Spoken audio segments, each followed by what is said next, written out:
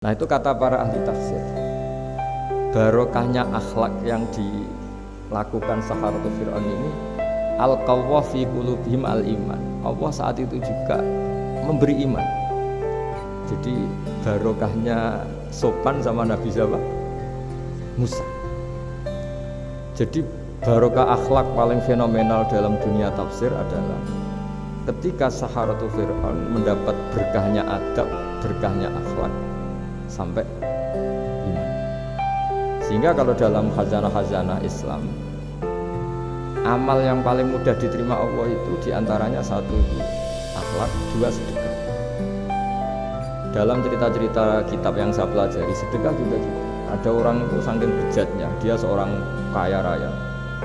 Itu saking bejatnya itu cara berpikir itu menurut dia ya rasional, tapi ngawur sekali. Dia punya putri cantik gitu. Ya tentu dia yang ngerawat. Terus dia ngenangen itu, wong anakku ayu dirabi wong liya. Ya walhasil itu dia punya rencana menikahi anaknya sendiri.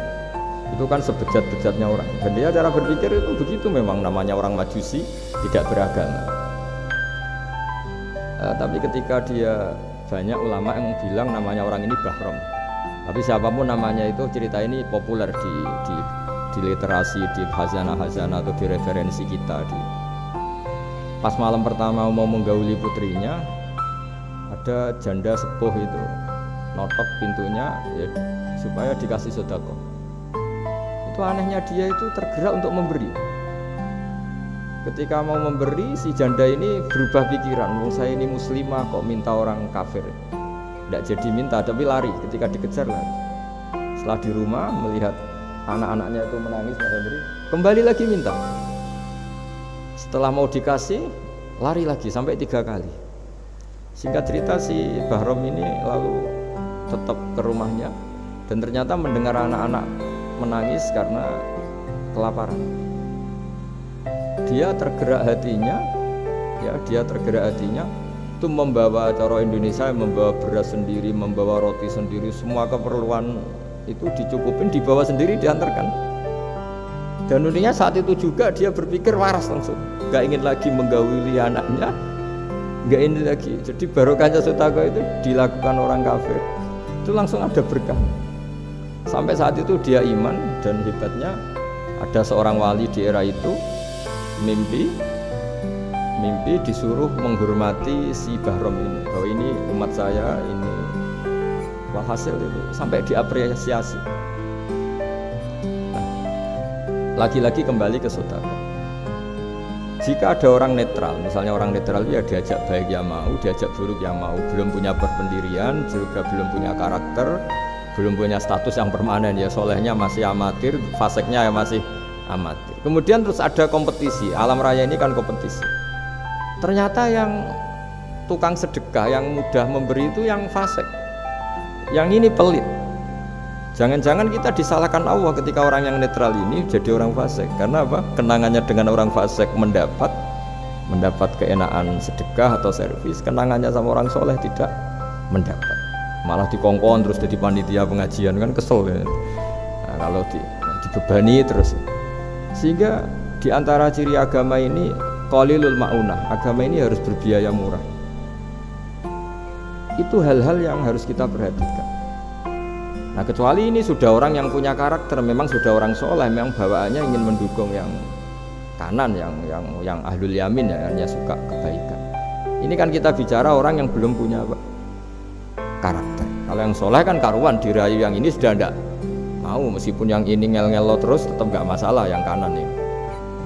Nah, ketika kita ngelola anak Mas Andri ini, Mas Dwi ya, ini karena yang ada jadi saya pakai contoh. Saya punya kenangan dalam hal ini tuh sangat miris. Ada orang sepuh soleh, cerita anaknya itu sekarang kerja di Jakarta tidak soleh, padahal itu ya orang soleh, orang baik. Dan dia kenapa datang ke saya? Karena minta maaf dulu pernah dengan tanda ketik pernah menyalahkan bapak saya, menyalahkan kiai-kiai yang lunak.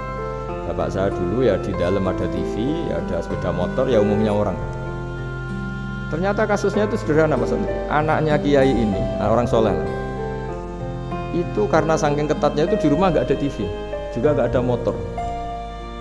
Sehingga kenangan pertama lihat TV ya di servis orang yang nyuwun sewu tidak sholat. Kenangan pertama pakai motor ya dipinjemin orang yang enggak sholat. Sehingga bawaannya dia punya utang jasa sama orang yang tidak baik lah gitu. Akhirnya ini enggak jadi idola. Orang tuanya meskipun sholat enggak jadi idola. Dan orang tuanya itu enggak punya TV supaya waktunya enggak habis untuk nonton TV. Enggak punya motor biar enggak keluyuran. Niatnya baik, sangat baik. Tapi karena terus ini tuh tadi kembali ke tadi al-insan abdul ihsan, manusia itu budaknya kebaikan. Kenangannya lihat TV ya sama orang yang nggak bener ini. Kenangannya pakai motor ya pakai. Akhirnya ikut merantau ini ke Jakarta. Singkat cerita terus akhirnya dia katut temannya yang nggak sholat. Nah ini yang di sini jika kamu mengelola agama ini secara tidak simpatik, lanfaddu min khaliq, pasti orang itu bubar. Singkat cerita terus karena dia mungkin orang soleh ya tetap doanya didengar Allah, dia nangis-nangis berdoa di depan Allah terus minta maaf sama kiai-kiai yang pernah disalahkan, yang terlalu longgar sama anaknya karena bapak saya termasuk orang yang longgar. Mbah Mun saya tahu di dalamnya ya ada TV, ada motor, umumnya anaknya difasilitasi. Lala anaknya itu terus diparingi Allah tobat kembali, terus dia menservis anaknya dengan umumnya orang. Jadi yang bahaya itu bukan tidak ada TV-nya, tapi kenangan pertama tahu TV ini. Bagi anak yang nggak pernah lihat TV itu kan diberi hak lihat TV itu spesial. Sama bagi anak yang sama sekali nggak ada motor itu kan dikasih pinjaman motor itu kan spesial. Jadi kesimpulan dari ngaji akhlak ini harus dikawal supaya mengawal kebaikan. Jangan sampai anak kita, keluarga kita punya utang jasa sama orang yang nggak benar sehingga dia ngidolakannya orang yang nggak. Ya, tadi misalnya kadang-kadang orang nggak benar itu ketemu temannya ngopi-ngopi beres. Yang ini kita sebagai orang tuanya mau ngopi saja tanya jam segini kok ngopi, apa saja salah. Jadi bawaannya di rumah disalahin, bawaannya di luar dibebasin, akhirnya kenangannya kan ini buruk. Nah, ini hal-hal seperti ini yang kita harus hati-hati lah mengelola kebenaran. Makanya ada cerita di kitab Risalah Qusyariyah juga diulang lagi di Ihya. Ada orang Majusi, ya bayangkan dulu tuh kan padang pasir, di jalan nggak ada air, juga nggak ada warung Mas Andri, juga nggak ada ATM. Jadi bayangkan dulu. Jadi cerita ini harus dibayangkan dulu. Kalau sekarang kan nggak kebayang ada orang kelaparan di perjalanan. Makanya dulu tuh hukumnya ekstrim. Siapa yang iman billah wal yaumil akhir harus memuliakan tamunya.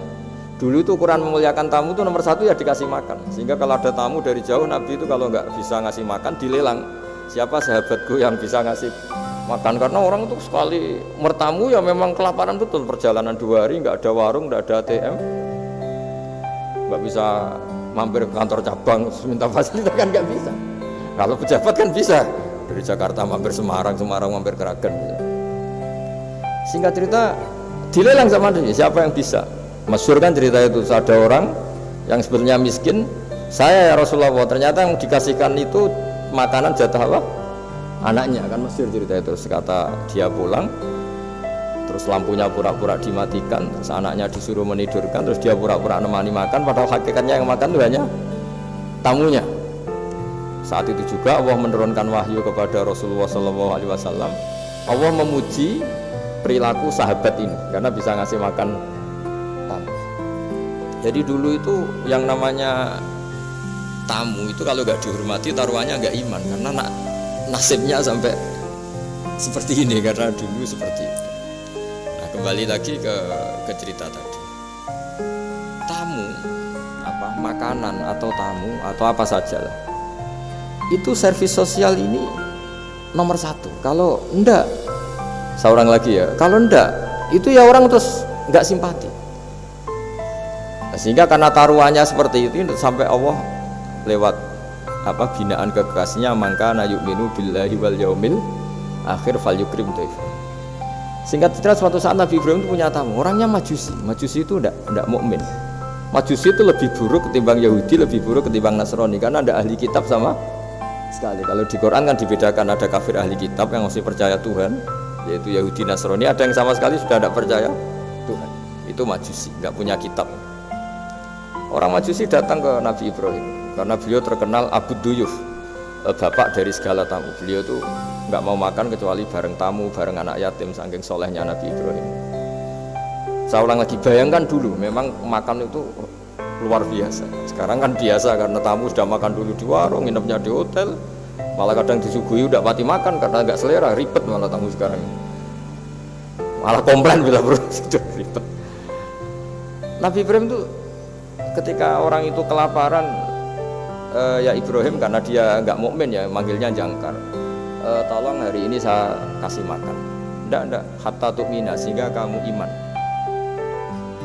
Singkat cerita orang ini frustasi karena ini tokoh ya. Nabi Ibrahim itu tokoh-tokoh besar muslim ya tentu. Akhirnya dia putus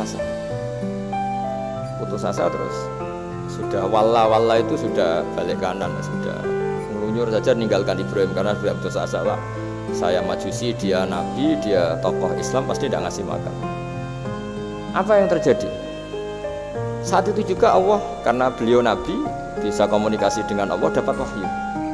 Lihat orang itu umur berapa? 70 kira-kira gitu atau 60.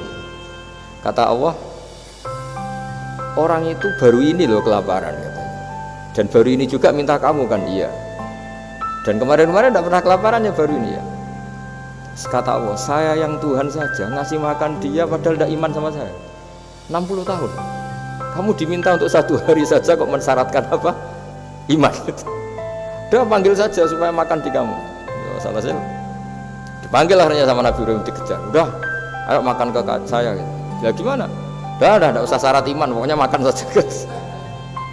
Nah, sudah si makan sama Nabi Ibrahim di servis, tanya orang itu, kok kamu mendadak baik tadi sinis itu ya, ditegur Allah, saya salah katanya. Loh, Allah yang Tuhan itu, menurut kamu Tuhan itu betul negur kamu? Iya. Dia nangis-nangisnya. Ternyata Tuhanmu itu Tuhan betul ya. Saya ngemajusi aja diperhatikan katanya. Bahkan menyalahkan kekasihnya kamu katanya. Udah saya mau iman saja katanya gitu kan. Itu ya barokahnya servis tadi.